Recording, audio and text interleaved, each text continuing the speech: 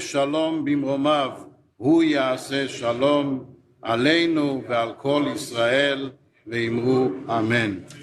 Please be seated.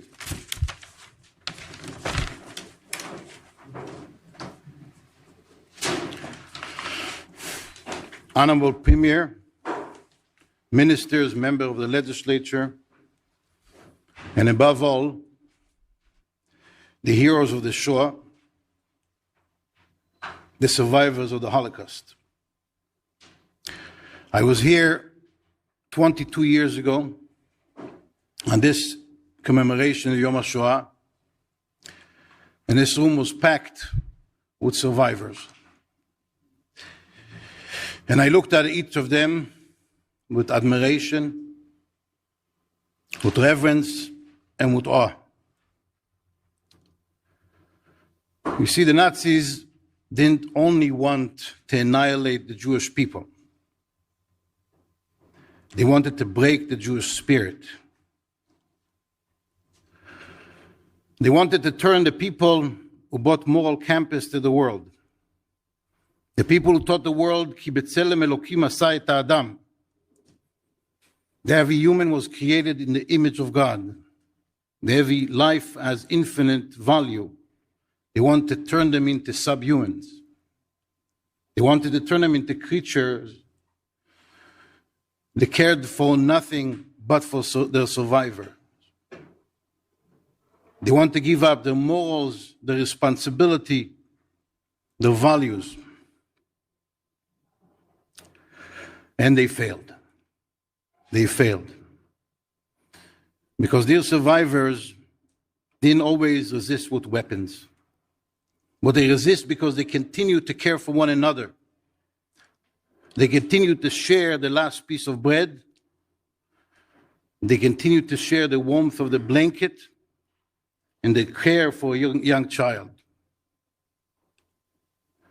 And this heroism did not end with the liberation. These heroes went and built families and established communities and contributed in every way to society, to culture. Some of them got Nobel Prizes. They lived a life of faith. They built families with love, with care.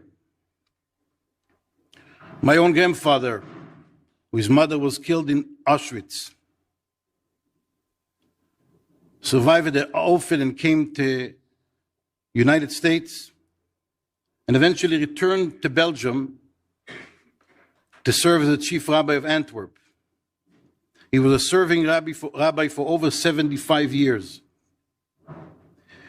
And he got the highest medal from the King of Belgium for his service to the community. And today, he has hundreds of descendants on every continent in the world, bringing love and light to their communities. These heroes of the Shoah are engraved in the soul of the Jewish people, and will be forever an example for humanity of spiritual resistance. And there's another thing that we have to remember today.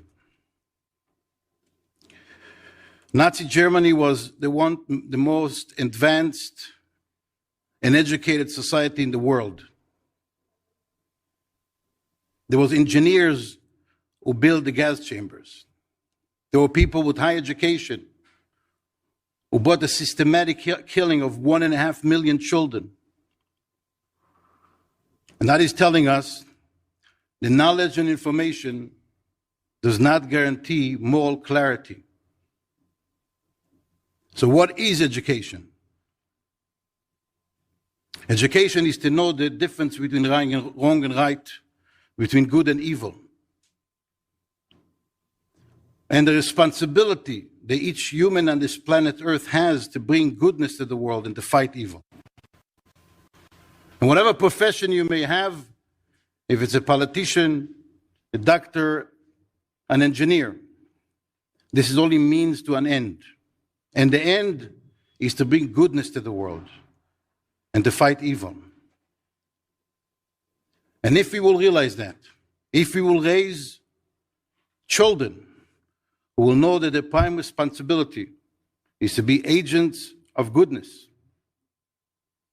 then we know they will stand firm in the face of evil.